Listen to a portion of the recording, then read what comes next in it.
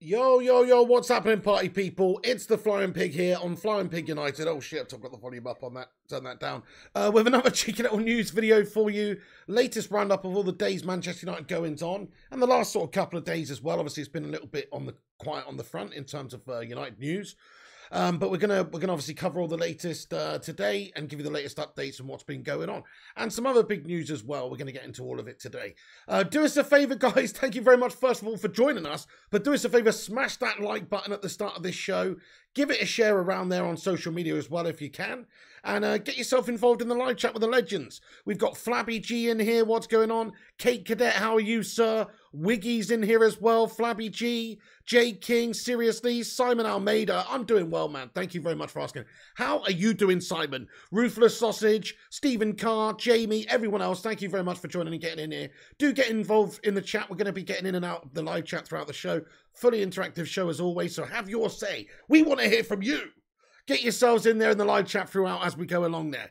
Jamie Johnson, Alec Axonoff as well, Jay Garth, and everybody else. Thank you very much for getting in. Hey there, Man United Hodge as well. Nathan Buckley, thanks for joining. Right, the first order of business then, guys. Let's talk about the latest Manchester United news. So there was an update yesterday from Murtaugh, and, let's just read what it says. So this is just from Fab. He tweeted what he said, but it was, he was speaking in regards to United, and he says, Manchester United director John Murtaugh said, we're now conducting a thorough process for the appointment of a new permanent manager who will take charge this summer. So, he did outline the vision of the club and just basically said that, we're looking to compete for titles, yada, yada, yada, all the sort of rest of the stuff that obviously you would want to hear from your sort of one of your football directors there. But, in terms of what this means for Ralf Rangnick and the potential future of this football club, it does seem that Ralf Rangnick is really here just in an interim capacity, doesn't it? We knew that that was the case anyway. He signed on just for 6 months, just in an interim capacity to fill this role until the summer. And then obviously he was already preordained or preset to sort of go into a consultancy role afterwards. So it doesn't look like at this moment in time anyway, that they're making any plans for Ralf Rangnick to be the potential permanent manager for United.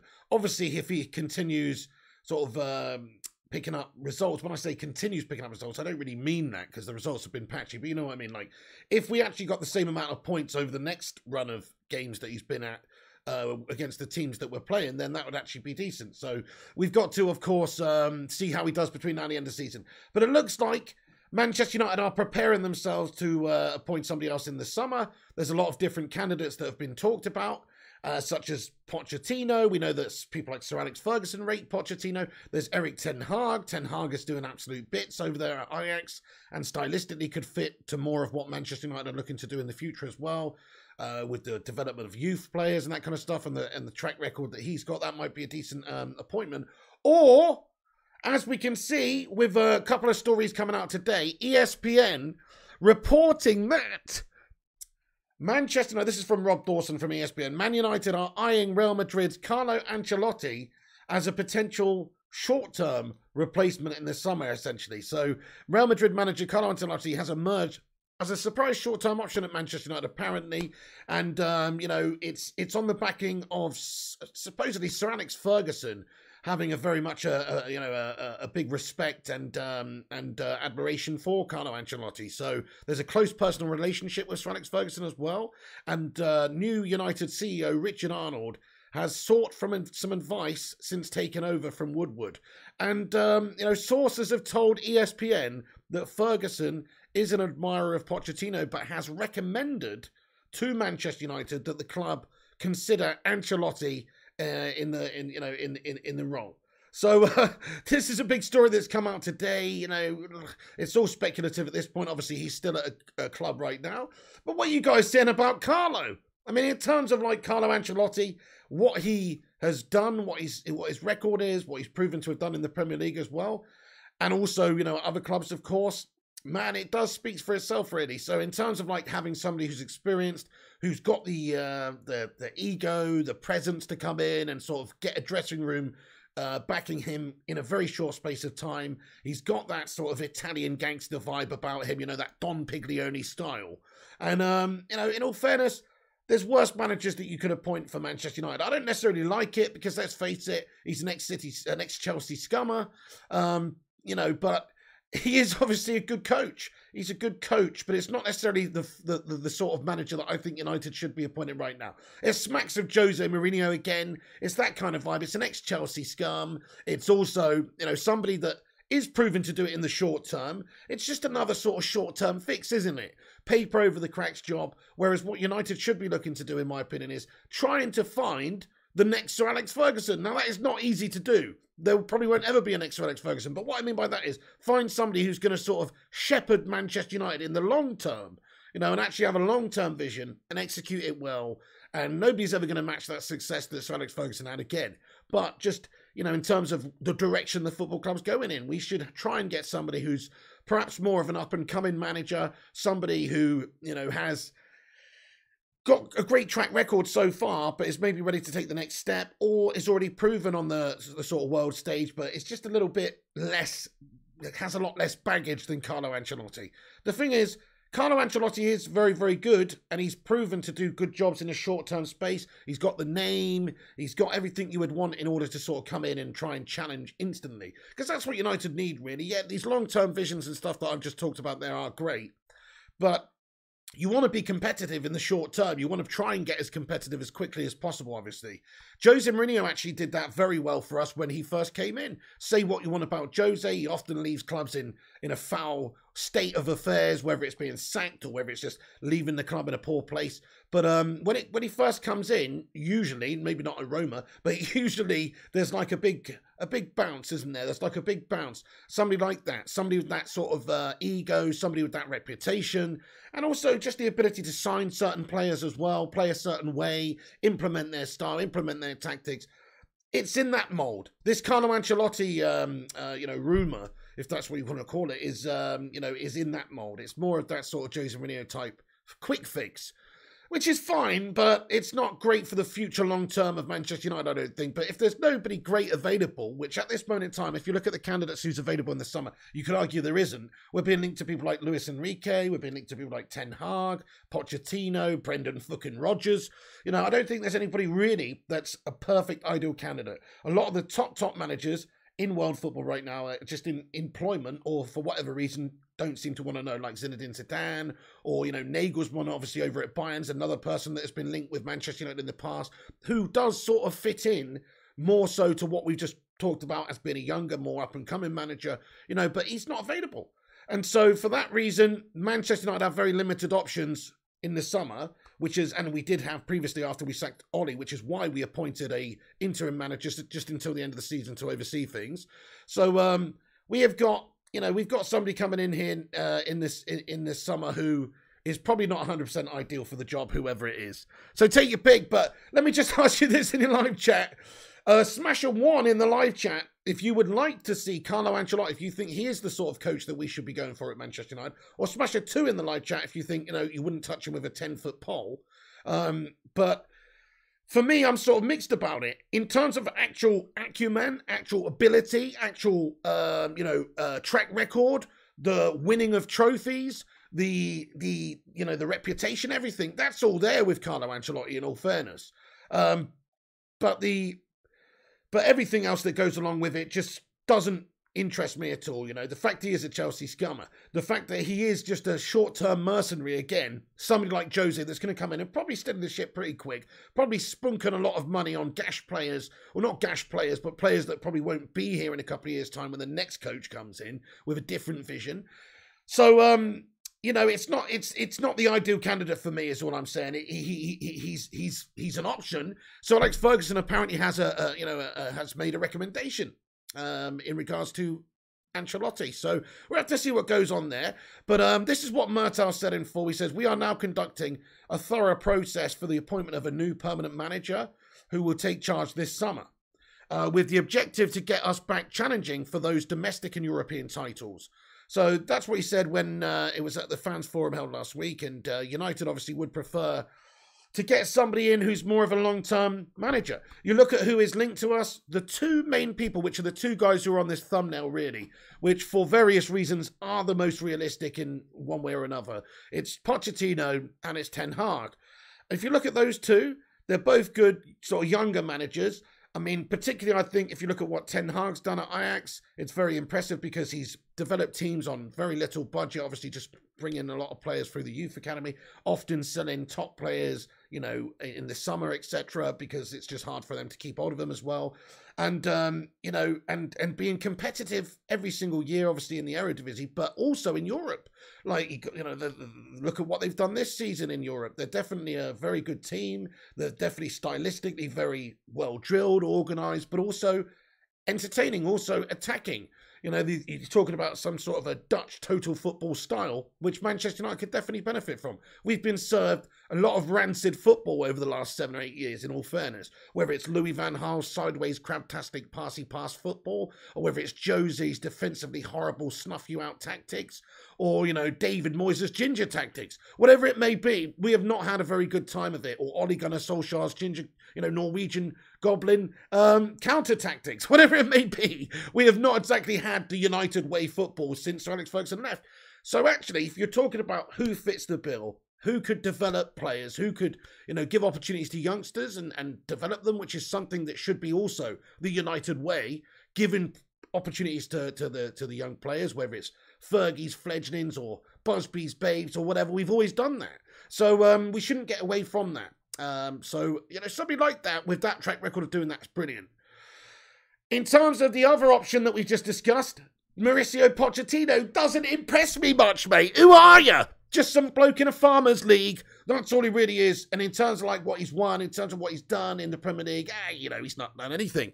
Okay, he did get them in the Champions League. Spurs I'm talking about here. He did get them to the Champions League final. It was a good team that he assembled. You look at his Spurs team compared to the current Spurs team, a lot of the players are still the same. Obviously, some have gone.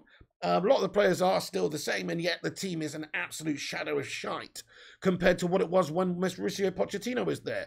Really, Levy and co would have been much better off just sticking with Pochettino at Spurs and sticking with him after, obviously, he failed to win the Champions League and then he started the next season so poorly. But they should have probably just stuck with him and shown a bit of faith, and they'd have probably been in a much better position right now because he is a good coach.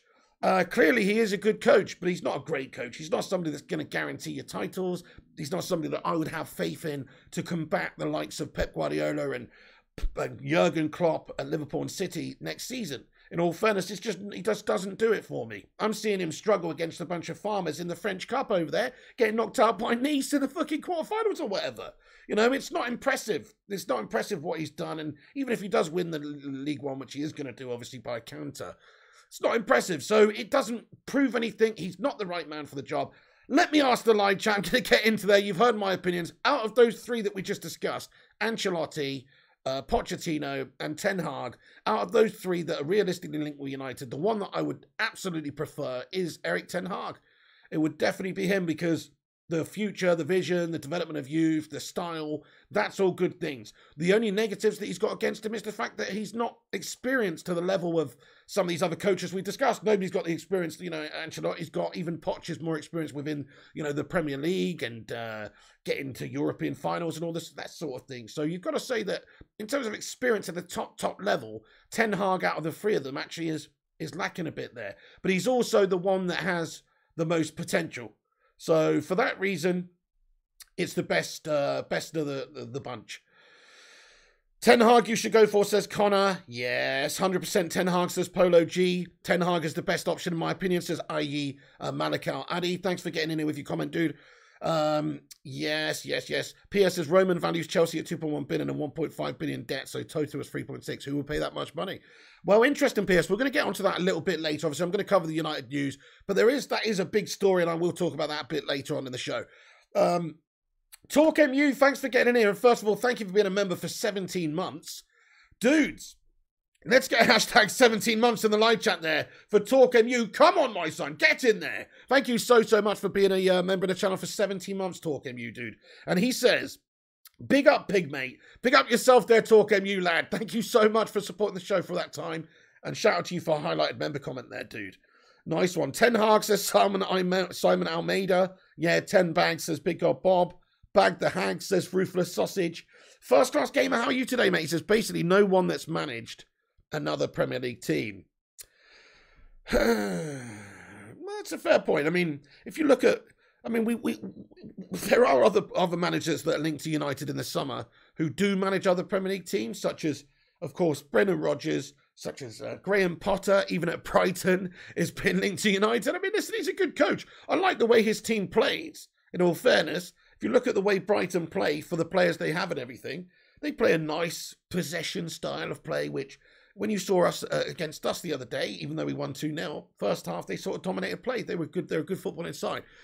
But he's not he's not somebody that can come in and do the Man United job. That's a crazy step up. You know, that is crazy. That's like being a checkout girl at your local fucking Asda to being in charge of, like, I don't know, regional sales for like an Amazon or something. Just doesn't really make sense. It's too much of a step up. No, I can't see that happening. And so, and also because of the extra links that there is from managers with other clubs like this, we talked about Brendan Rodgers' Liverpool link. For that reason alone, he shouldn't be allowed to be a Manchester United manager. And then Ancelotti with a Chelsea link as well. You know, I see what you're saying. It's not ideal for these guys to have previous, is it, in the Premier League? Leo Rose says all he needs is a clinical finisher. Okay, right, yeah. Okay, interesting point there. You're talking about United here or somebody else. But I think if you're talking about United, you're sort of right. Because if you look at what we've done recently, in fact, Manchester United, I saw a stat earlier. Manchester United have created, no team has created more clear-cut chances than Manchester United have since Rangnick has come into the Premier League. But there's a couple of factors you have to consider here, obviously. The teams we've been playing against are not as high a standard as generally the rest of the team. We've had a really easy run since Rangnick's been in. But also, the actual statistic that counts the most has not been impressive, and that is scoring goals. So I know what you're saying, like, if we'd have maybe been able to be more clinical over those last few games, like Bruno Fernandes spurning his chances, Ronaldo shit in the bed, etc. If we actually had somebody up there who could finish, then yeah, we would have won a lot more of those games, because the issue really under Rangnick has not so much been creating chances. Yeah, there's been a few games where we've really struggled to do that as well. But generally, it's actually, we've created quite a lot of chances against these lesser teams. We just have not capitalised on them and not capped enough of them off. So you're absolutely spot on. But I do think we've got the players there who can finish these chances. They're just bottle jobbing it right now. Don't know what it is with them, you know, mentally. They're just not quite at the races. People like Bruno, he's obviously clearly lacking in the belief and confidence. Same with Ronaldo. It's a bigger issue at Manchester United. I feel like you could get bloody Erling, Bruce Lee, Muhammad Ali, Mbappe, Haaland coming in the team right now, and he'd struggle to hit a fucking barn door after a couple of games. Because the negative effect on Manchester United just seems to be shrouding the whole squad. Something going on there, you know. Something going on there. Hey, Benjamin Besserman, what's going on, bro? Says, Piggy, we should get Ten Hag as 1, he's young, and 2, he can get Ryan Gravenberch. 3, he'll be able to get Donny back to his best. 4, with Ralph, he would be class. Hey, Benjamin, really good points you brought in there, mate, my friend, like in terms of who he could bring in, stylistically, who he would want to use as well. He's already got Donny van der Beek there, who's been a part of his side, and Ajax, obviously, and, you know, can play that style, and he would utilise him best. You bring up a good point. There's a few players that need to be unlocked at Manchester United. And we talked about in the summer, Man United are going to have a mass exodus of players. It's going to be huge, guys. We're going to be seeing so many players leaving this summer. So we're going to have to sign a lot of players. And if you're talking about somebody who's got links with previous clubs, who can maybe sign 1 or 2 players from there as well, and add a couple more players that he likes to the sort of team that he wants to play in a certain style, then that would be brilliant. So, you know, you look at players who could be leaving. Jesse Lingard's going to be leaving in the summer. You know, Fab gave us an update on that yesterday as well, and just basically said that there was, when I say us, I mean just the general world, not me personally, but he gave an update, and you know, Lingard's definitely leaving at the end of the season on a free. So Lingard's going to be going. Paul Pogba could be going. You know, Eric Bailly's like 5th choice centre back right now. He could be going as well. You know, there's lots of players that could be leaving Manchester United this summer. Martial, etc., etc. So loads of players out, loads of players coming in. And you need a manager who can oversee that well and sign the right sorts of players and play the right sort of style. So Ten Hag, to me, you know, and he can develop youth players, that kind of thing. He would be a good option. He's not the best option for interest for attracting top talents, though, is he? It's not the best option for attracting top talents. But you make a good point, though. He could definitely bring in 1 or 2. Right, okay. So, guys, thank you once again for everyone who's joined us. There's over 80 legends in here. Sorry there hasn't been that many United streams over the last couple of days, but we're getting back into it now. Obviously, Man City game coming up at the weekend. We'll bring you all the latest news throughout the week as to what's going on and in the world of football in general as well, and what's going on in the world, because it's messed up right now. But do us a favour, at this moment in time, if you're just joining us, drop the like button. It's free. Give us a boost up there on the algorithm. Help us out. Drop a free like and share it on social media if you haven't done. And hit that subscribe button as well. Get yourself involved. We got a super chat here from Man United Hodge getting in here from Dan Under. He says, check Matic's most recent post on Instagram. That description is embarrassing. How could you post that after a recent result? Let's go and take a look, see what you're on about, my friend. I've not seen this. Matic. Interesting. One new post, Amanda Matic. Yeah, that is kind of fucking embarrassing, actually. You know what I mean? Fair enough. Yeah, fair enough. I mean, that's BS, isn't it? So Nemanja Matic just posted a picture of him, Rashford, Telles, Lindelof, Dalot, and Lee Grant, right? And they're all going, yes, like this, right? And it says, winning team. I mean, what's this in? Is this in regard? What have they been playing a quiz or something? What have they been winning? Winning in training, winning in practice. They're not fucking winning on the pitch, though, are they? So yeah, that's a bit of a. I would say that's more just a stupid post than it is anything else. You know, this is obviously in reference to whatever they've won. These 5 people here. He's got hashtag Lee Grant, hashtag Rashford, hashtag Dalot, hashtag Telles, hashtag Lindelof, hashtag Matic in his post. What the fuck have they won? You know, a fucking 6-a-side training game, a fucking darts match, a fucking pie eating contest. Oh no, they haven't won that because Luke Shaw's not on the fucking team and Slabby's not on the team, so they would have definitely been the fucking winners in that. What have they won? You know what I mean? They've got to do it on the pitch. I couldn't agree more there, Man United Hodge. That's wank. That is wank from the Nemanja Matic there, dude. Unbelievable. Fucking unbelievable. Fair play to you, mate. Fair play. That is annoying. You don't want to see that after you've just fucking drawn with Watford, dudes. Hashtag winning team. Piss off, bro.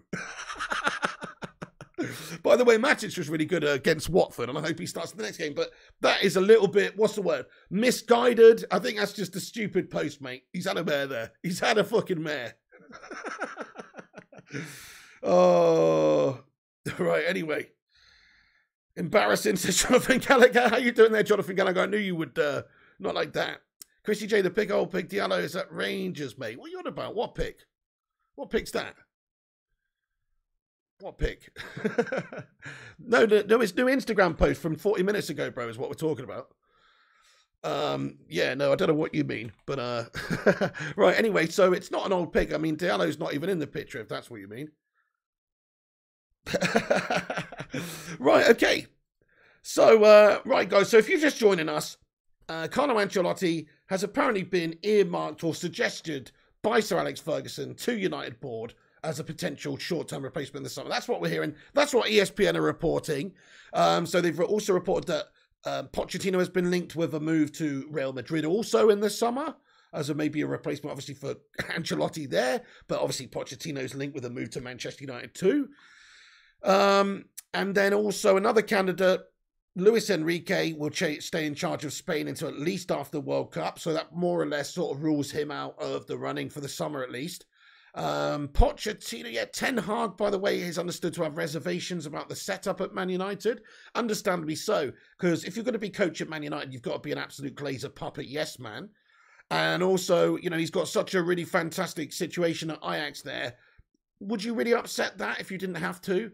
He is actually doing fantastic things there at Ajax, and it's a very comfortable club. Like, it's very well run from the top down, whereas Manchester United's club is really poorly run from the top down.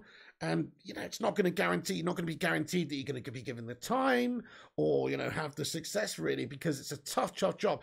I said it before, I think it's the toughest club job in world football at Manchester United, because you're shackled by the owners. You've got other teams in the league that have fantastic owners in terms of ambitious owners, not in other ways, but in terms of ambition and being prepared to spend. City, Chelsea, well, maybe not Chelsea sooner, but, you know, Liverpool to a lesser degree, but, you know, Newcastle coming through as well.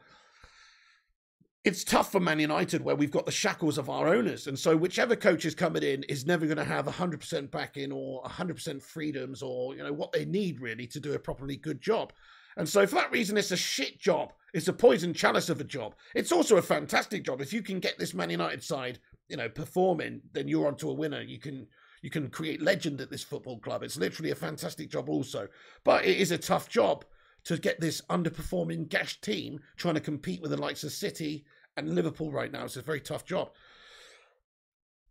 Hey, G Wolf United Gaming, how you doing there, Squire? I hope you're doing well. Thank you very much for getting in. Sleepster99 as well says, Pig, do you think United will win the league inside the next 10 years? I'd like to think yes, but with our owners at the club, probably not, mate. Probably could argue Newcastle United will win the bloody Premier League before Man United. No, I'm not even kidding around either.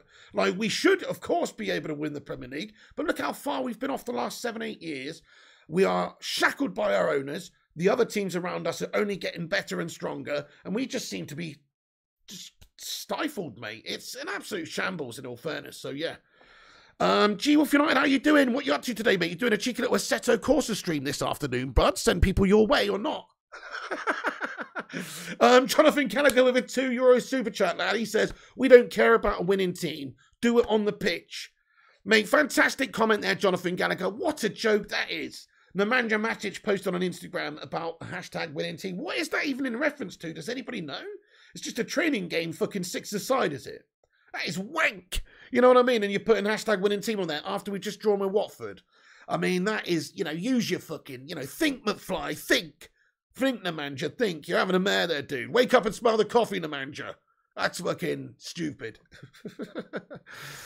Just get Wazza in. Wow, okay, Viking Red. Interesting. So nobody's really talked about that. Wayne Rooney, I know they've lost the last few games, haven't they, Derby, but I think he's actually showing decent signs of being a manager. I definitely do not think he's at the stage where he could come in and take a job like United, though. No way. But maybe one day you could see that, my friend. One day you could see that. I'm actually a little bit impressed by what Wayne Rooney's been able to do. I know the last few games they haven't gone their way. But he has actually galvanised that Derby side. And from where they are, they've still got a chance, obviously, of staying up.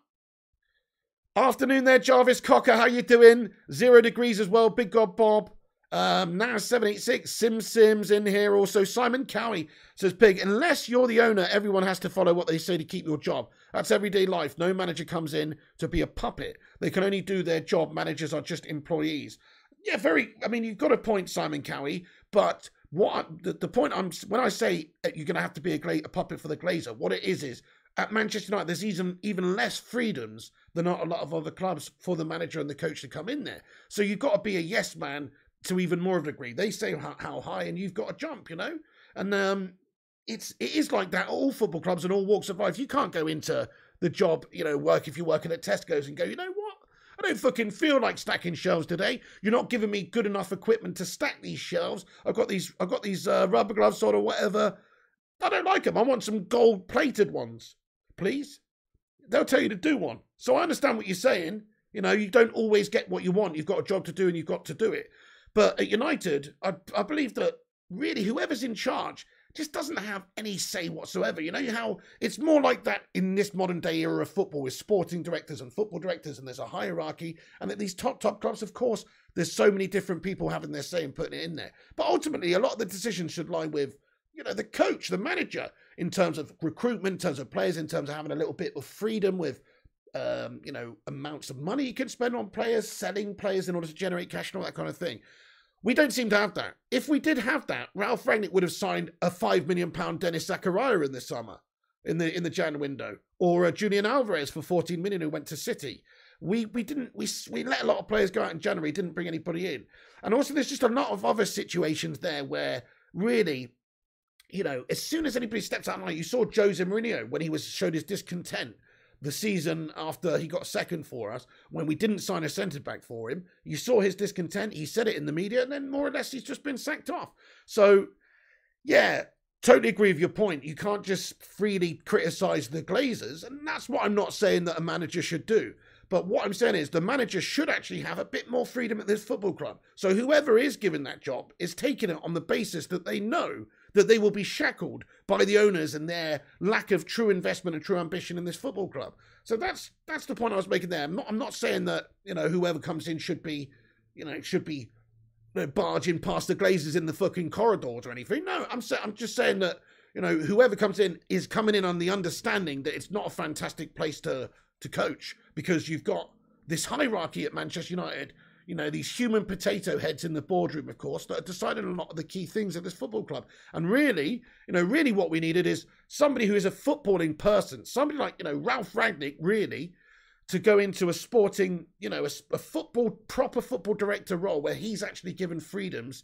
And then you've got a coach who gets given, you know, advice. But ultimately, all of the signings, recruitments, key decisions should be down to him, final say. You know, it shouldn't be a case of, oh, Ole Gunnar Solskjaer, we're going to sign Donny van der Beek whether you want him or not. It shouldn't be that way. The manager at United should have the final say with stuff like this, I think. Yes, there's scouting recruitment networks going on, signing youngsters and bringing youngsters through, which you don't have to have a key say in. But in terms of like big signings, like I honestly, I still to this day don't think Solskjaer wanted Donny van der Beek. If he did, he would have played him. He didn't fucking want him. He didn't go out there and look for him. They were offered him, and he's gone, yeah, okay, I'll have him. But really, the board wanted to sign him because of his age, because of the Dutch connection there, because of you know, being offered a good deal there from Edwin van der Sar.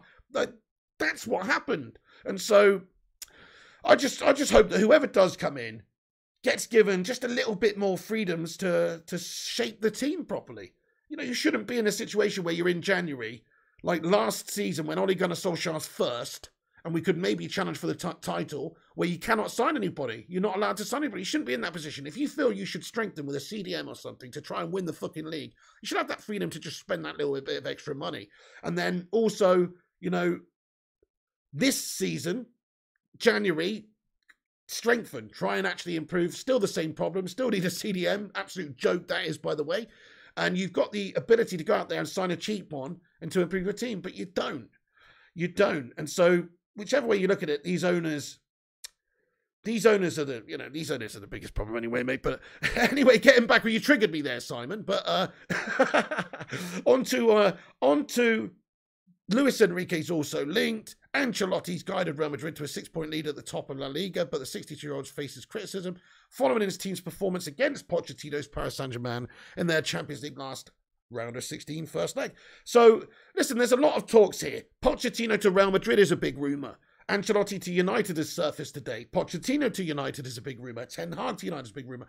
We'll have to wait and see where we guys. All we know is it's not that realistic that Ralph Rangnick stays on past the summer. The only way he stays is if he goes on and wins the Champions League or does something pretty miraculous like that, then I could see him being offered the job.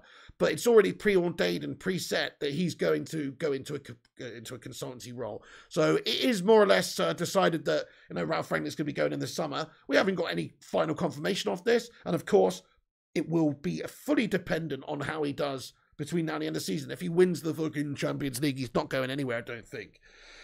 But you never know, he still might go into a consultancy role even then. And they appoint somebody long-term, because this is just a short-term plan from the off. That's all it was. He was just a substitute teacher to come and oversee things until we could get a permanent one in. That's all he ever was. But yeah, once again, Ferguson admiring Pochettino. Ferguson understood to have recommended Ancelotti. So Richard Arnold has come out as well and said about Manchester United's vision. And just to release his statement here, it says, Richard Arnold, Chief Executive Officer, commented, everyone associated with Manchester United should have belief in the opportunities that lie ahead of us, both on the pitch and in the way we engage and serve our fans. We have a clear vision and we are implementing a strategy to win with an empowered leadership team to drive that forward. We will foster a culture of excellence for a world-class football environment while strengthening the role of the fans at the heart of the club and harnessing the power of Manchester United to make a positive impact on people, the environment and society. All of this will be supported by a sustainable operating model that ensures the club is strong for the present and secure for the future. So, yeah, it all sounds great, doesn't it? Yeah, but let's see some fucking performances out there on the pitch, Dickie Arnold, mate. You know what I mean? You know, the time for talking is done. Let's see performances. You know, let's be real. Between now and the end of the season, United are going to struggle hard to get top four. Arsenal are looking decent. Spurs are still in amongst it. West Ham, these teams are still in amongst it. United have been faltering. United can't beat Watford. Struggled against the likes of Villa, lost to Wolves, you know, just in recent performances, Burnley, etc. We've really struggled against the lesser teams. Now we've got a run of big teams coming up. Liverpool, City, Arsenal. You know, all these Chelsea, all these teams that we've got to play between now and the end of the season, it's going to have a major impact on where we finish. If we cause upsets and get the wins against the likes of City, which we can do, it's a derby game, anything could happen, then we've got a chance, obviously. But if we go on as we have done and perform as we have done, we won't beat the likes of those teams, and we will absolutely finish outside of the top 4. So, it's a tough one. I'm going to ask the live chat now very quickly. Where do you guys feel like we're going to finish this season, though? Let me know in the live chat. I'm going for 5th. I'm sorry to say, I'm sad to say, you know me, I'm usually pretty optimistic when it comes to this sort of thing. But I can't see us doing it with the fixtures that we've got. We look shite over the last however many games. And when I say we look shite, we haven't actually looked shite. We've created a lot of chances. Even in that last game against Watford, we played some really good football. But we just couldn't finish them off. So I'm not convinced that we can beat the big teams because we can't beat the smaller teams. So even though we've not looked terrible, even though Rangnick's United may have created the most chances since he's come in the Premier League, which is true, we haven't finished off the most chances. We've struggled as a team. There's been defensive gaps there with the likes of Slabbington, Maguire being selected and stuff. Nice to see him drop the other day. That's one good thing from the Watford game. Lindelof and Varane, I thought, looked very, very solid throughout. I want to see that partnership more. But yes, get your thoughts in about where we finish. 4th or 5th, says Simon. 2nd or 3rd, says 0 Degrees. 6th, says Robin. 6th or 7th, says Critic. 5th, says Nas. 8th, says Sir Fire Key. Berber lad, how you doing today, Berber? Get in there, my son. Oh yeah, he didn't see Matic's post on for you. Yeah, it's just Matic with a bunch of the United players saying winning team or whatever. They've obviously won something in training there. But it's just a little bit insensitive, I think, to post that once you've just lost to Watford or drew with Watford. Hey there, Aaron. How you doing today, man? He says, hello, Bacon Brigade and fellow mods. What's going on, Aaron? We've got a super chat here from the Cake Cadet. So I almost missed that cake. He comments with a £5 super chat. He says, the Glazers' plan for top 4 finishers, not winning leagues. This is our biggest problem. Hashtag Glazers out. So true, mate. You're so spot on with what you've just said, dude. Absolutely. This strategy of all supported by a sustainable operating model that ensures the club is strong for the present and secure for the future. You know what that really translates to, Cakenet? That translates to we want to do the bare fucking minimum to keep us competitive in the top 4, to keep that Champions League money coming in and keep the fans believing and know we can actually win things. But really, they don't truly want to do it. You know why? You know why? How we know that? As I just said, they would have fucking gone and bought a CDM, mate. If they wanted to win something, we knew we had a shit midfield. They got into battle with fucking McFred this season, for fuck's sake. Doesn't matter if you sign for Sancho Ronaldo. If you got fucking Billy Tiny Bollocks in the centre of the park, you're going to struggle. We knew that. We had that problem for years. We could have strengthened last January when Ollie was top of the fucking league. We didn't. We could have strengthened in this January to get a £5 million Dennis Zakaria to give us a chance, who's doing good stuff over at Juventus. We didn't. Why? Lack of ambition. Don't give a shit about challenging for the title. Just give a shit about clutching 4th place. Could not agree more with you, K Cadet, lad. It's a fucking shambles. Hashtag Glazers out, lad. Thank you very much, K Cadet. You're spot on, though. You're spot on, mate. It's a disgrace what's happening at this football club. It honestly is. Oh. Right, okay. Next up, next order of news. So, yeah, just to go back on that to talk about the chances. G-Wolf, what are you doing this afternoon, lad? So I don't know if I saw your response. Hey, what's going on there, big god Bob, mate? How you doing? How you doing? How you doing? Parallel Sun says the current midfield is worse than Cleverley and Anderson, and that takes some doing. It's a lower league team. It's a lower league team's midfield. That's what it is. Brighton have got a better midfield than us. Wolves have got a better midfielder than... Name some other teams that have got better midfielders than us. Aston Villa, fucking... West Ham. West Ham's midfield is fucking way better than Manchester United's midfield. There's arguments for a lot of teams' midfielders being better than us. Brighton, yeah, Brighton, Berber, absolutely. So, I couldn't agree more. Guys, can we get some soos in the chat there for K Cadet and the hashtag Glazers out for the lad as well? Get those green and gold emojis coming. You hate to say it, says Sleepster, but 5th or 6th, Big Old Bob thinks a 5th or 7th place finish. It's a nightmare, peeps. Absolute nightmare where I think we're going to struggle to get 4th this year. I do. So Ralph Rangnick's United created 160 chances since he's come in. Rob Dawson from ESPN reporting that Sir Alex Ferguson wants Ancelotti or has recommended Ancelotti. The Telegraph are reporting that Manchester United are targeting reinforcements in midfield in the attack in the summer window. I mean, obviously we fucking should be, looking after for midfielders in the summer window. And of course, the striker. Cavani's going. Mason Green, we don't know what the fuck's going on with him. Probably never going to play for Manchester United ever again. You know, even Ronaldo might not be here next summer. So, of course, we're going to fucking need to get attacking players in the summer. And, of course, we're going to need to get a midfield player in there as well. Oh, no worries, G-Wolf United. Okay, lad. Sound as a pound. Berber, thank you very, very much, Berber, for putting the link to the channel membership in there.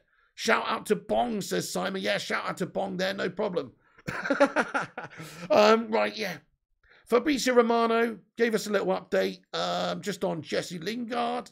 And he just said, expected to leave Manchester United as a free agent in June. He'll be respectful and professional until the end of the season, but the plan has not changed. Edinson Cavani also exploring options for his future as he's going to be out of contract in July. So, yeah, it's no surprise. We need midfielders. We need forward players. Absolutely, there's lots of players leaving this club in the summer. It's going to be a mass exodus of players leaving.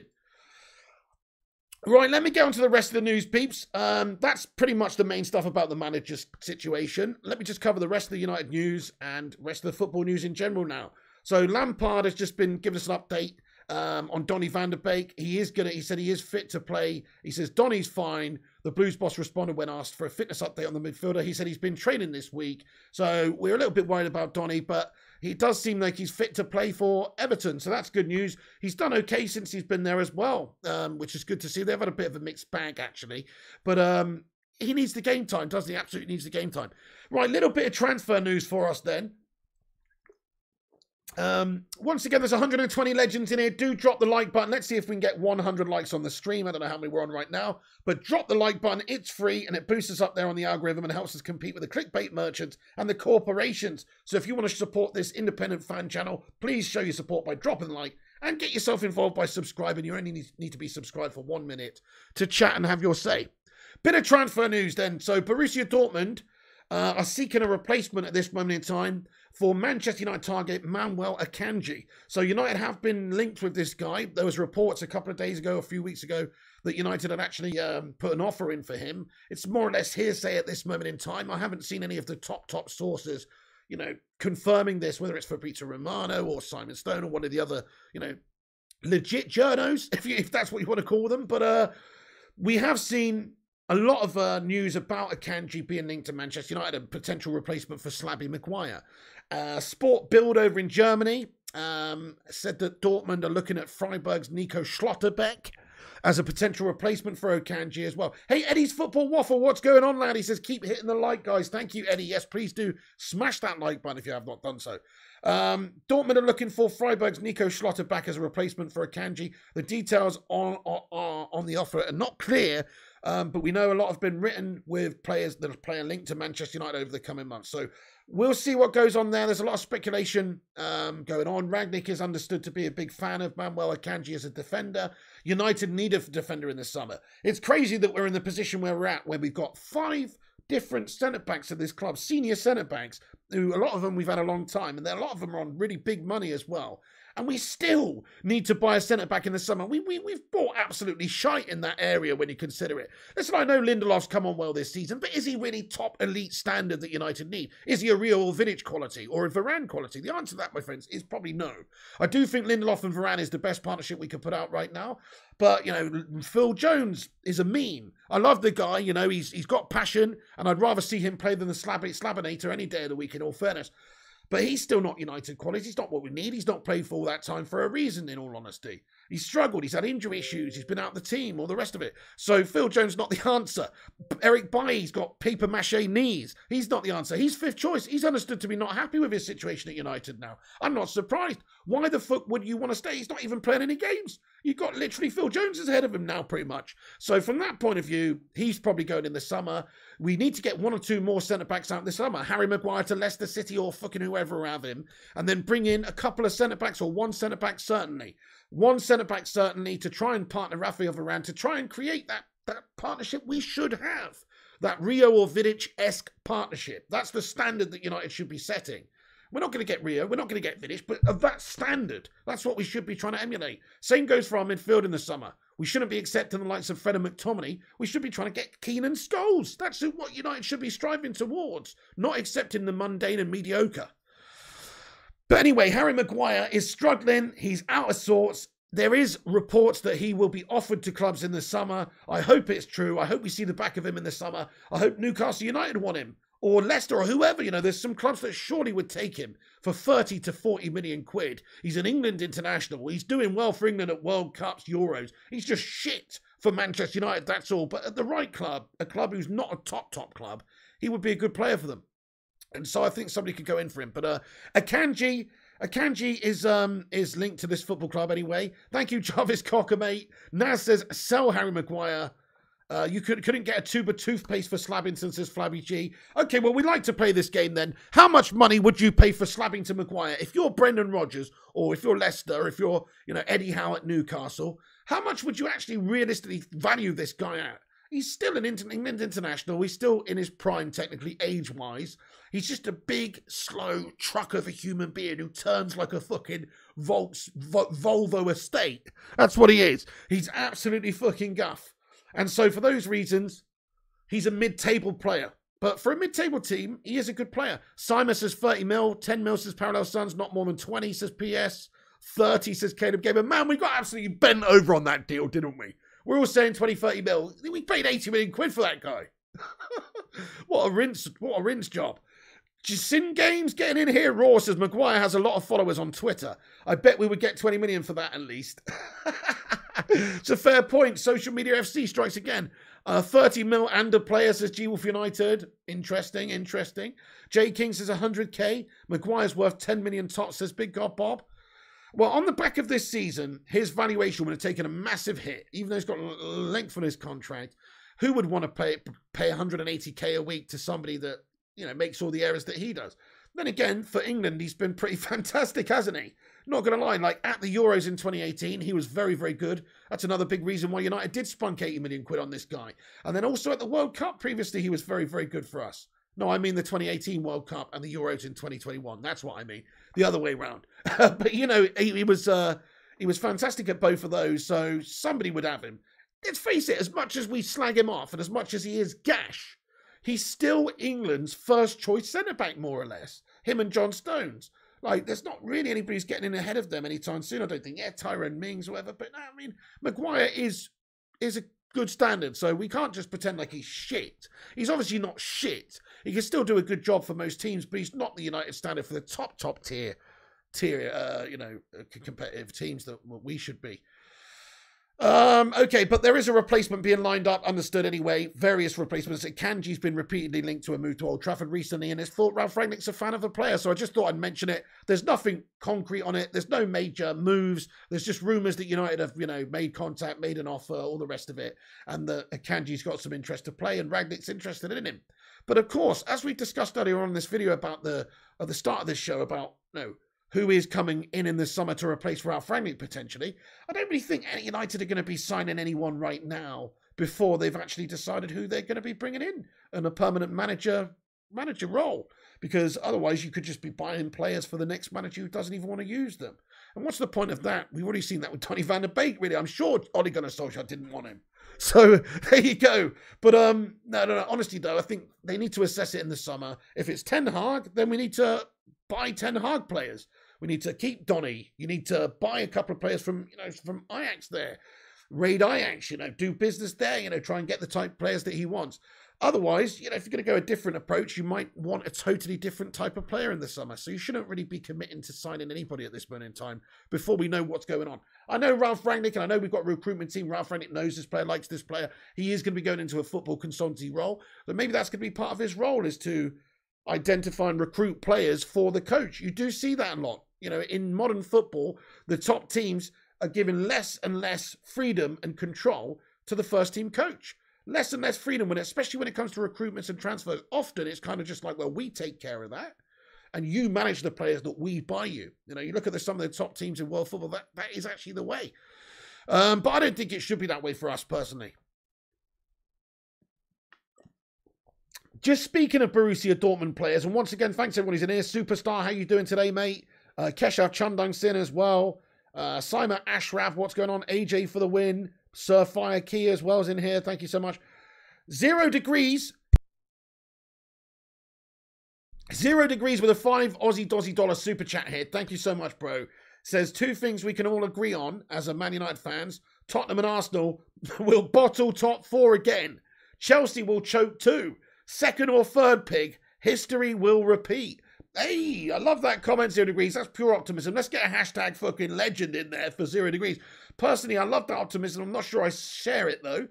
Because, hey, fair one, though. You look at Ollie getting us second that season, clutching it second that season. Or even the season before, he's clutched the third. It's like teams have bottled it all around us throughout the end of the season. So a lot can happen between now and the end of the year.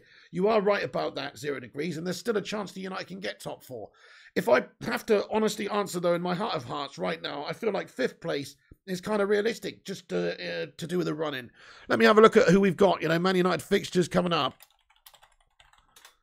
Man United fixtures, we have Manchester City away, of course, on Sunday, which is going to be a tough game. Then we got Tottenham, then we got Atletico Madrid in the Champions League, then we've got Liverpool away, then we've got Leicester, then we've got Everton away, then we've got Norwich, then we've got Arsenal away, then we've got Brentford, Brighton, then we've got Chelsea, and we finish it off with Crystal Palace.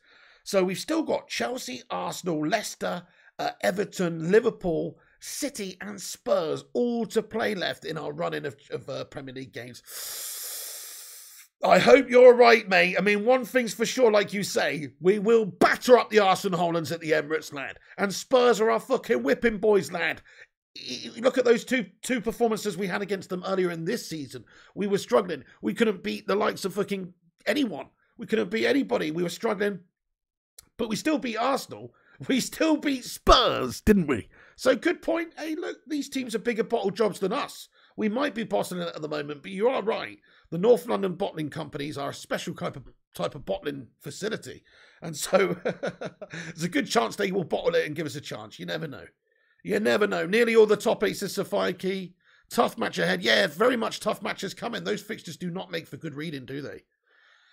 You'll never be happy with Man United until they start having the ambition of champions again. Spot on, K-Cadet. And you know what? We will not start having the ambitions of champions again until we have owners who have the ambitions to be champions again. You know, that's the cold reality. And speaking of which, I guess it's time to talk about, well, the biggest story of the day here, really, folks. You know, talking about owners with ambition. Chelsea, Roman Abramovich, apparently this is reports coming out from the Telegraph and various other outlets today, the Times and all over the place. Roman Abramovich puts Chelsea up for sale as Swiss billionaire Hans-Jörg Wyss reveals approach.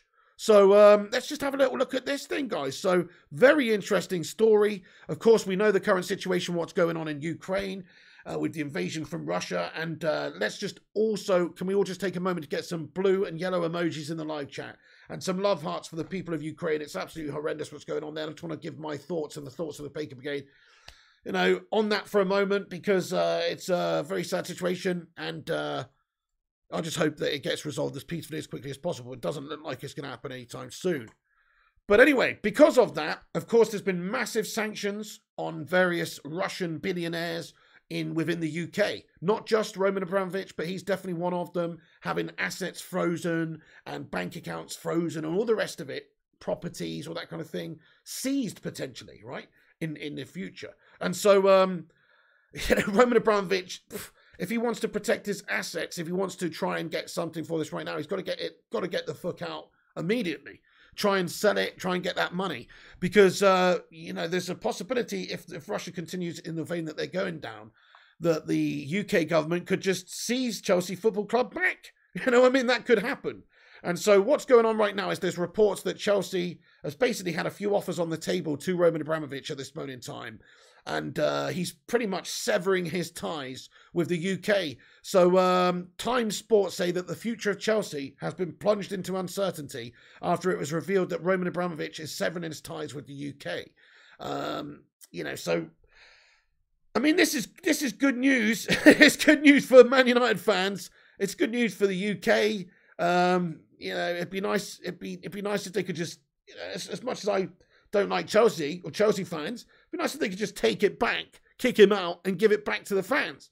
You know, in all fairness, that's how most clubs should be owned in this football club, I think. You know, if you look at what Germany do with that 50-1 thing, I think we should be trying to do that. The UK government shouldn't be allowing all these foreign investors and foreign owners. I mean, you look at our owners, we've got the shittest owners. They could have completely destroyed Manchester United if it wasn't for this great support of this fan base. And, you know, great management from Sir Alex in the early years as well, let's be real. Because they just lambasted this club with a huge amount of debt, of almost an unmanageable amount of debt, really, when you can consider the interest and having to keep up with all the rest of it. That's the true reason why we're not at the top of the table right now. It's because we bought the club with debt, and we've been servicing that debt and servicing the Glazers' needs, and they've been milking the money out of the football club. So, but you know, Roman Abramovich, to his credit, he's a Russian billionaire oligarch who saw Chelsea as his little toy. He's a playboy who saw Chelsea as his little toy, really. And so for that reason, he always was super ambitious at the football club. He always spent the money. He came in immediately and they had a massive, you know, they signed every player they wanted. They got the right coaches in. They chop and change. No success after 1 year. Well, you're fucking out then. We're going to get somebody who does give us success after a year. You know, they do. He's been very, very ruthless in his pursuit of winning things and his ambition at the club. So it's good news for Manchester United if he sells up, in all honesty, because there's a good chance that the next owners won't have that same ambition. You just don't know. It depends who it goes to. But at Chelsea, let's be honest, Roman Abramovich has been fantastic for them as a football club, getting them winning things, getting them winning Champions Leagues multiple times now, and also the Premier League, etc., multiple times and everything. So you got to say, as an owner, he did a good job at Chelsea. But yeah, get the fuck out. Looks like he's selling his football club anyway, guys. We'll see. Hey, Trav, mate. How you doing there, Trav? It's good to see you in the stream, bro. I hope you're doing well today, mate. What's going on, he says. Hey, you. Hey, Travis, mate. How you doing? Thank you. Good to see you in here, dude. Let's get a cheeky little soo in the live chat there for Travidinho. Thank you, Travis. Right, so, yeah. So, also, this is a couple hours ago on BBC Sport. BBC... Alistair McGowan reporting that Roman Abramovich, future in doubt after Swiss billionaire claims that he has been offered the chance to buy the football club. Roman Abramovich's future at Chelsea owner is in doubt after a Swiss billionaire claimed he has been offered the chance to buy it. So his name's Hans-Jörg Weiss, or Viss. He told Swiss newspaper Blick that Abramovich wants to get rid of Chelsea quickly after the threat of sanctions was raised in Parliament. So, of course, the UK government talking about this. I did see, Keir Starmer earlier on posed a question to Boris Johnson about Roman Abramovich in particular, actually saying him, you know, by name. Of course, there's a lot of Russian billionaires that have had their assets seized, etc., and have had sanctions placed upon them, who are within the UK, but he's one of them. And his name was actually mentioned in Parliament to Boris Johnson from Keir Starmer earlier, where he said, you know, Roman Abramovich, blah, blah, blah, blah, blah. When are the sanctions going to be coming into play, you know? And Boris pretty much more or less just said, well, we're not going to talk about any individuals, but, you know, they are working on sanctions and all the rest of it. And they've already put sanctions into place for a lot of these Russian oligarchs and billionaires and all these people that are profiting from the UK right now, because obviously you don't want to contribute to the war machine, do you? Let's face it. Abramovich is considered one of Putin's biggest enablers. He's making the Russian government obviously billions every single year. So you don't want to add to that. Let's face it. Warmongering. They're going in there. They're killing children and women and kids and families and men and everybody. You know, more or less seems at this moment in time indiscriminately cluster bombs in fucking residential areas and the lot, right? You can't back that. And so for that reason, you've got to fucking get this. You got to get all these guys' assets frozen, sanctions on them. Don't let them trade in the fucking UK.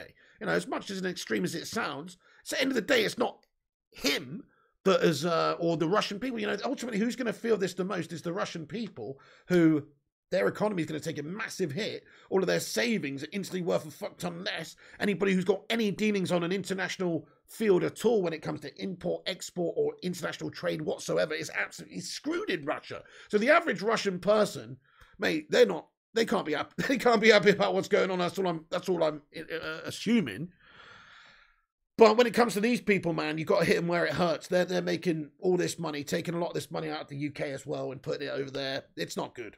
So in my opinion, yeah, I hope this happens. Also, another Russian billionaire, Alisher Usmanov, who has commercial links to Everton, is also being sanctioned, I believe.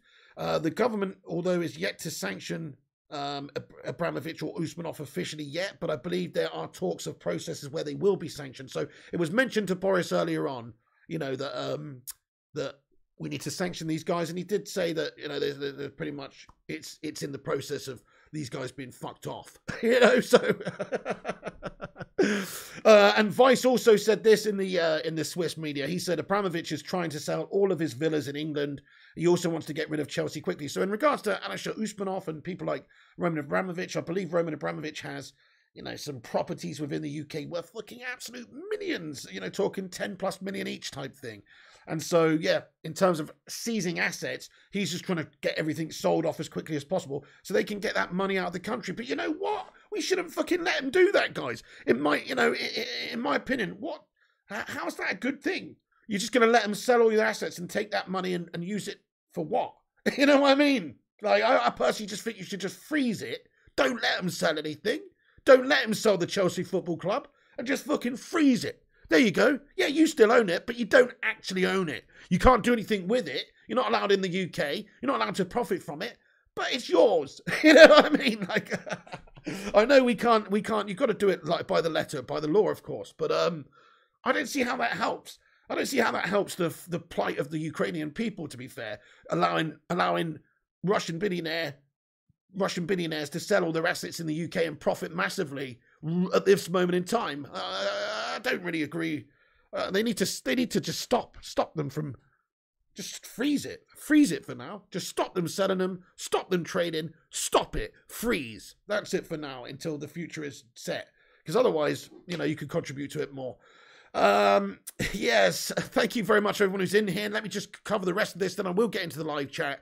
Goal.com reporting that Chelsea are no longer denying that Roman Abramovich is preparing to sell the club, with sources claiming he is preparing for a total exit from the UK economy. Total exit from the UK economy. Yeah, so this could be good news for Man United fans. Chelsea is obviously one of the powers in football in England because they've got the money behind them. They've got the backing. They've got a Russian billionaire oligarch owner who sees this as a plaything and invests like it is as such. And so they've always got to be up there competitive. But if somebody else comes in, maybe some sort of Switzerland Mike Ashley, that would be fucking brilliant. So hopefully we see a drop-off after Roman Abramovich does go. If he does indeed go. Also, different reports coming out that Chelsea have appointed US bank, the Rain Group, to handle the sale of the club. But major issues over valuation and threat of sanctions against Abramovich at the moment, you know, causing problems. There's a latest amount of money is being reported as £3 billion plus is what Abramovich wants in order to sell the club. But it's, in my opinion, if he wants to get a sign, this is a great deal for somebody coming in here because they can get this club on the cheap at this moment in time. I think they can get it on the cheap. Whereas if Abramovich keeps it, and if he's not prepared to sell it on the cheap, he could lose out entirely in the future, depending on what goes on with this whole Russia situation. And so, you know, he's probably going to have to sell it on the cheap. So when I say somebody's going to get a good deal, they're probably going to save, you know, a few $100 million or whatever by buying this football club at this moment in time. So I think it would be an attractive proposition for a lot of billionaires around the world who, you know, who want to get into the Premier League. So I do believe it wouldn't take that long for them to sell it if, you know, if they did float it. Also, there's a US buyer potentially for a hedge fund. Might be easiest route towards a sale. And a Swiss businessman says that, you know, they're asking for too much, but there's lots of different offers in there. The pressure is mounting on Roman Abramovich. He's ready to listen to offers to take over for Chelsea. And if the government decides to sanction the Russian owner, then the club would be frozen. Neither a sale nor any capital contribution would be possible. That's what should happen.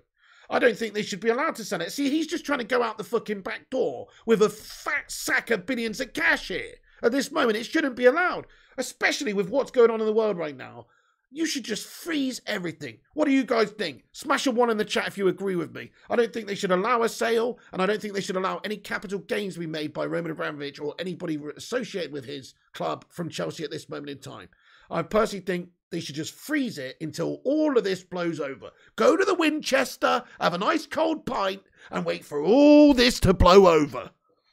Anyway, thank you very much, Burberry. Says we've got 95 likes on the stream. Do smash the like button. Let's get to 100 likes on this show. If you haven't hit the like, please do. Drop the thumbs up. It's free. Big God Bob, Johnny Gallagher, Naz, and Eddie's Football Officers freeze it all. Yeah, Simon Cowie, thank you so much for a 4.49 super chat. He says, Pig, I will feel for the fans, players and staff of Chelsea if the government sees Chelsea and the club owe him $1 billion in loans as well, says Simon Cowie. Yeah, I mean, there's going to be a lot of complex stuff behind the scenes. Absolutely, you're right, Simon Carey. That sort of stuff. If they own money, technically, I mean, in times of these, in times of war and what's going on right now, there's still a legality here. He still is the owner of this football club. They might better freeze assets, but ultimately, I don't know what the ultimate decision is. I mean, there's international law that has to be adhered to here, right? So, yeah, I don't know if you can really stop a sale, but I do believe that they should seize it, or at least freeze it for the time being. Not necessarily seize it, but, that's what they're trying to do. Roman Abramovich, he's put the charity in charge of overseeing things on time being, or tried to. He's trying to go out the back door with, all the money from his assets here, more or less. And I don't like it. I think it stinks. I think they should just freeze it all for the time being. At least, just for a couple of years. Just for a couple of years. Abramovich running back home fast as he can, says the big guy. That's it. And he's trying to get out before proper sanctions and proper asset freezers and maybe even repossessions are taking place. Because let's face it, if there's, in Parliament today, they were talking about enabling Russian oligarchs and Russian billionaires to launder their dirty money through the UK, essentially. That's what they were talking about in Parliament. Not my words. They were talking about this. And there's people like this, I'm not saying him specifically, people like this that have been doing that on a massive degree. And there's a lot of fucking dirty money that's being produced here. Think about a lot of the pain and suffering that's caused just from just from oil being made. And that's what, just from, just from getting oil. So, I've got no sympathy for these people whatsoever. Oh, boo-hoo, you're going to have your £1 billion club repossessed. Boo-hoo, oh, your £56 million mansion in the UK, your holiday home villa's going to be taken off you. Boo-hoo, fuck off. You know what I mean? These people aren't living in reality. There's bigger things at foot here anyway. Bigger things at foot. Simon, thank you for your super chat there, boss. Hey, thank you, Gung. She says Abramovich needs a visit from Don Piglioni. Totally agree with you. Roman, you come to me on the eve of Putin invading Ukraine, and you ask me to buy Chelsea for money. You are going to have a visit from Rico and Tony, and a horse's head will be placed in your bed, and you'll be sleeping with the fishes. That goes something down like that. Anyway, right. So, give me a second. So, also, Chelsea, right? This is from Fabrizio Romano today. Barcelona contract proposal for Andreas Christensen has been improved in the last 48 hours. 5-year deal on the table. Xavi's pushing to sign Christensen as players for his ideas. Bayern are still trying, but Barca are now more than confident. So, what's going on? Is there a mass exodus going on at Chelsea now as well with what's going on? I don't know. But anyway, so listen to this. So, there's a little bit more info here. So, should Abramovich decide to sell Chelsea, it would, of course, be a massive transition for the football club because he's always spunked loads of money on getting them competitive and ambitious. And the chances are they won't be, or they won't be maybe to the same degree, depending on who their owner is. Gunshi, thank you so much for that super chat, by the way. Can we get a soo in the live chat? I hope you're doing well today, Gung, as you lad. Josh Lee, mate. Get in, Josh Lee. How you been, sir, getting that watermelon sugar high in?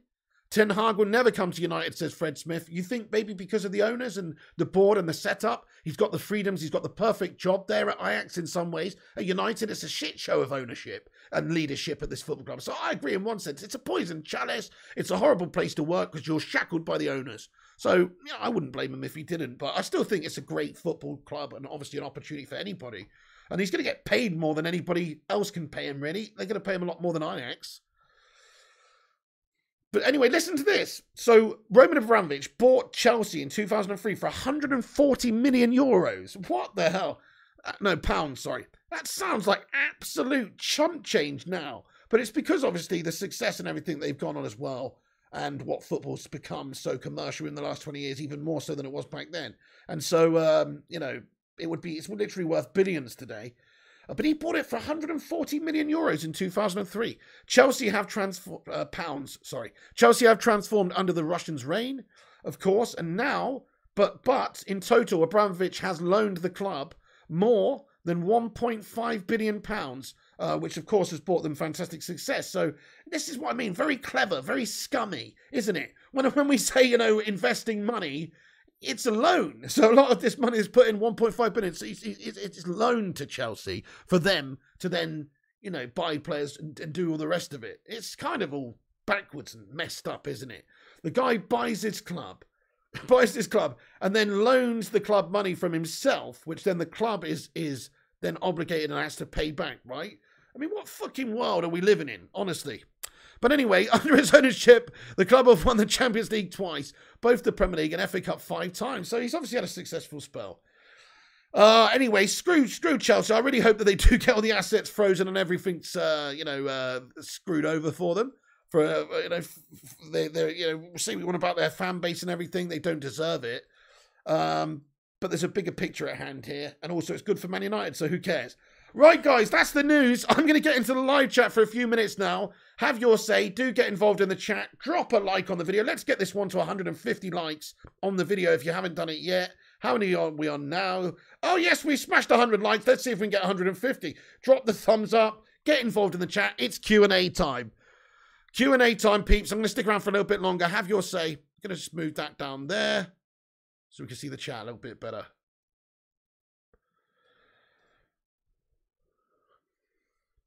Right, is that the case, is it, Sim? So Sim says Abramovich bought Chelsea for £1 and cleared the debt, which was £140 million. Crikey.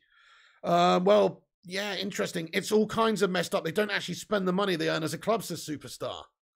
Fucking unreal, isn't it? Ancelotti would be perfect for Manchester United, but he's not long-term, says Batman Knight fan. Thank you, Batman, for getting your thoughts in.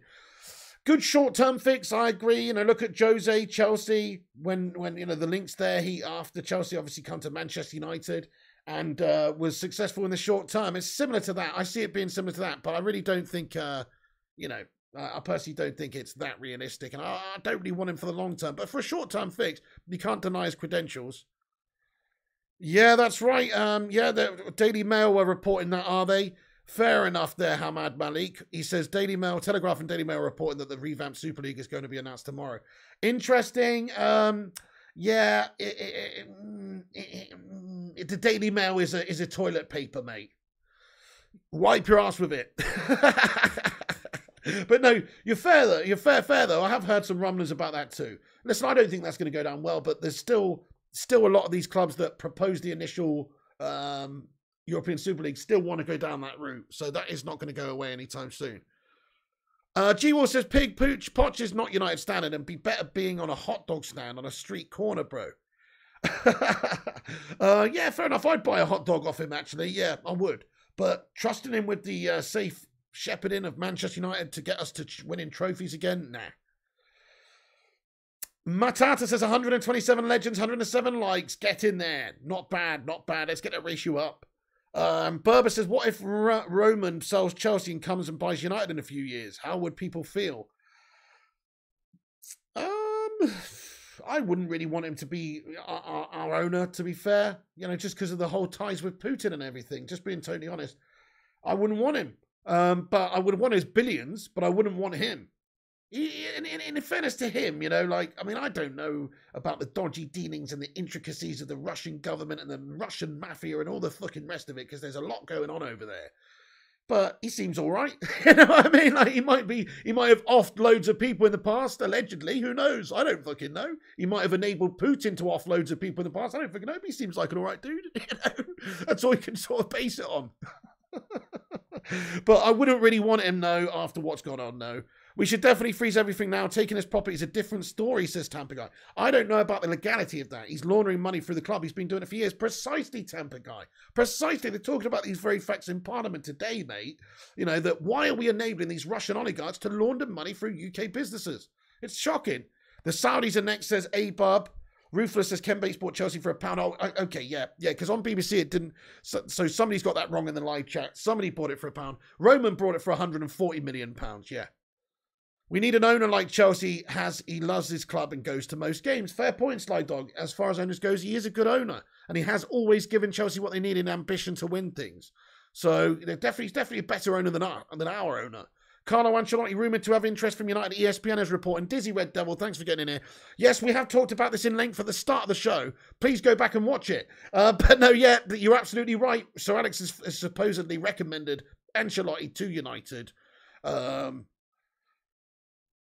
Not crazy about it myself. Smash a 1 in the live chat if you want, Carlo. Smash a 2 if you don't.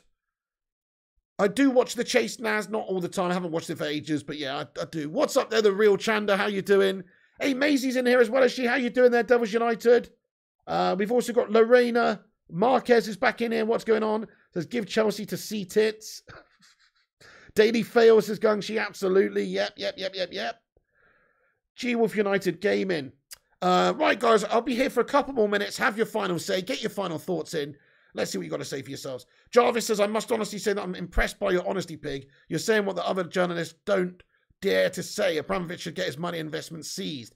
Thank you, Jarvis. Well, for a start, I'm not a journalist, mate. So, you know, I know technically I do report on what's going on at Manchester United. I try to do it in a no bullshit way. But I'm absolutely not a journo, mate, to be fair. I'm just a fan of Manchester United and a football fan in general. So I will give my opinions. Sometimes I shouldn't give my opinions. And as this channel gets bigger, I probably definitely shouldn't say stuff like that. But for the time being, fuck it. You know? Anyway, Caleb Gamer, thanks for getting in. Lewis Sturridge says, here's where Mike Ashley pops out and offers Roma 2 for 1 on a pair of Nikes. The government have known about this sort of shit for going on for years, says Kate Cadet. They didn't give a shiny shit about these corrupt billionaire oligarchs. Yeah, it's only because it's playing a political tool for them now, I suppose, mate. Yeah. Tom Pignoni fears no one, says Kangshi. Yeah, careful now, PS. Alex Axtonoff says, I love how you bash Maguire with passion. Thank you, Alex. Well, I am very passionate about that, in all fairness. I strongly believe that he should not be United's captain, and I strongly believe that he should not be even playing for Manchester United based on the standard and quality of the player. So I'm never going to stop that because I honestly believe that. Now says you should be a journalist. Well, I mean, I guess this is, in one respect, journalism. You know what I mean? In one respect, so I should be, I kind of am, but I'm not. You know, I'm definitely not a journalist, but also I do report on the news. So what does that make me? You know? Anyway, Piggo, what do you have for breakfast? Another chicken and mushroom pot noodles, says Bailey Manson. You know what? I had a chocolate chip muffin. Dude, I am an absolute mess of a human. I need to sort my nutrition out. Yesterday I had a pot noodle. Today I had a chocolate chip muffin for breakfast. It's been going on for almost 20 years, says Superstar. All you need is pot and pot noodles, says Teddy Sanchez. I am excited, Devon Nadu, for the derby. Well excited, mate. And also, I'm a little bit worried, but at the same time, people are writing off Manchester United at this moment, and they should do it at their peril, because United can still beat City. We've proven that over the last few seasons, even though City are a better team, and I'll say that, you know, begrudgingly. They've won all the titles, haven't they, all over the last few years. They've won the leagues. 4 out of 5 it'll be this year if they win it, I think. So you can't really argue with what they've done. But United have still managed to at least give as good as we got over the last few year period. Ole Gunnar Solskjaer shone Pep Guardiola's bald head many a time. We've not done too badly against them over the last couple of years. You know why? Because it's a derby. It's full-blooded passion. And you saw that performance from United against Leeds, where the tempo, the aggression, everything was super turned up to 11. That's what I'm hoping for against City. You're going to get that sort of passion from the boys. Because of that, and if you've got players on their A game who turn up, you know, for the derby, such as Bruno, who's a passionate man, such as Ronaldo, who's a passionate man, and McTominay and these sorts of guys, then I can see us getting the better of City. Honestly can. They might be the more favourites to win the game. Of course they are. But I can see United causing an upset. Gunshi says, we're going to smash City. Pig, my loins have said it. Come on. Hope you're right. Hope your loins are right. When are they not? Elanga for player of the month, says Dizzy. Elanga, player of the month, hands down. Okay, well, there's a few for shouts for player of the month, guys. It was on manunited.com earlier. You know, who you can vote for. Varane is another great shout as well. But I agree. Anthony Elanga, player of the month, 100% for February. Let's get a hashtag Elanga in the live chat. Come on. Rhythm is a dancer. Anthony Elanga. You can stop him if you dare. Oh, it's Elanga. Oh, I can feel it in the air. Oh, it's Elanga. Oh. Yeah, mate. Elanga definitely deserves player of the month. What a talent. Usmanov needs to sort his diet out, says Parallel Sons. Sly Dog says City are gash at the back lately. The Donaldo gets a hat-trick. 3-1 to United. Come on, Sly Dog. Right, let's get your predictions in there for the game. My predictions might change, but for now I'm going to say 1-1. It might change, but for now I'm saying 1-1. I'm going to do a preview Friday, and of course give you my final prediction. Or no, Saturday I'm going to do my prediction. Sorry, Saturday I'm going to give my prediction, and I'll give you my proper late night prediction then. But right now it's going to be 1-1. 5 minutes until the chase starts. Nice one, Naz. Ilanga says G-Wolf and Batman and Dizzy. 2-1 to United, says Batman Knight fan. You don't think Sir Alex put Ancelotti forward? I think it's just paper talk. Maybe Simon Cowie. I mean, this is it. ESPN reporting that anyway. But he's understood, Fergie's understood to have a respect and, an admiration for Ancelotti, but also Pochettino too. So, yeah, like, they understand that Fergie's putting forward, but who the fuck understands that? I mean, your dodgy mate Dave's phoned you up, Rob Dawson at ESPN and said that. I agree with you, Simon. What does it actually mean? But we saw that Murtaugh's comments yesterday, though, said that they're going through the thorough process of appointing a new manager, as you can see down there from Fabrizio Romano, John Murtaugh's comments. So we are in the process of appointing somebody, but yeah, in terms of who it will be and, backroom chat, we're not privy to that, so we don't truly know, do we? Gangshi says 3-2 United win. Sorry, 4-0 City, says Ruthless Sausage. 2-1 says Dizzy Red Devil. Pogba, Sancho and Bruno getting on the score sheet, says Gungers. Nice. I'll take that all day. Kate Cadet says, maybe if the world as we know it ends, the few that remain will learn from the poor choices and decisions our politicians have made. Well, it's interesting you bring that up because there's a quote from Albert Einstein which stuck with me the other day. I heard it, and he says, I don't know what weapons World War III will be fought with, but World War IV will be fought with sticks and stones. You know what I mean? That is if there is a world war in this day and age with it's a global issue, mate. You know what I mean? He's pretty clever, that Albert Einstein, wasn't he? Farquhar Lion Trousers, as a music teacher pig, it's a good job your YouTube channel is mint, because you'd struggle if you were a singer. Read the Derby, I fear we're going to get bent over and done dry. As a music teacher pig, it's a good job your tube channel is mint, because you'd struggle if you were a singer. Oh, right, yeah, because I sung that song, right, and I've got Gash singing voice. Oh, I got you now. I wondered what you meant there. I was like, what the fuck is he talking about? But no, I get it. Yeah, my voice is Gash. Okay, yeah. Different Gravy says XB37X. How you doing there, son? Fergie needs to stop suggesting managers to us. The game has changed. He knows a thing or two, though, doesn't he? Then again, he did appoint David Moyes as a successor, so... What a quote. I'm sorry, but that made me chuckle, says Lewis Sturridge. Isn't Fergie had enough input already, says Angelo Rizzo. Can he ever have enough input? You're talking about the godfather of football here. If the slab plays, we are screwed, says Parallel Sons. That weren't Einstein pig. I said that in the stream Saturday night. Maybe it was you. You have the same birthday as Einstein. Gash packs for Christmas #1. Thank you, Berber. Oh, Alec Axonoff, you made me say Gash all day and my girlfriend hates it. Oh, no. Well, not much you can do about it now, is there? It's part of your vocab. Guys, I'm going to wrap this video up here. That's the Man United news. That's the day news. I'll be back on tonight if there is, any newsworthy stuff to jump on and talk about. So, keep a lookout for that. Make sure you click the bell, the little bell post notification bell, like your name was Quasimodo. Esmeralda, the bells! The bells, Esmeralda! Make sure you click the post notification bell so you get a notification. Also, subscribe if you're new. Click the like on this video. Make sure you drop a like before you go. Don't be leaving here without dropping a like. It's free to do so. Smash that like button.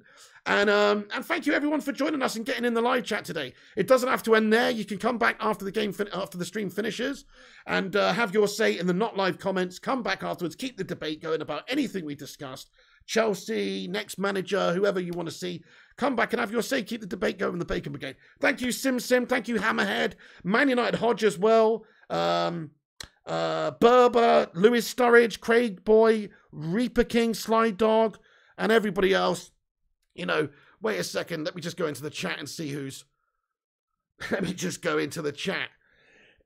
See what other legends are here at the end of this.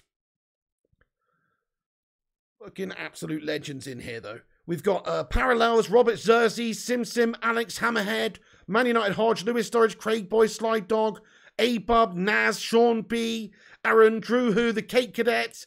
I haven't got the voice changer set up on the United News one. Sorry, Cake.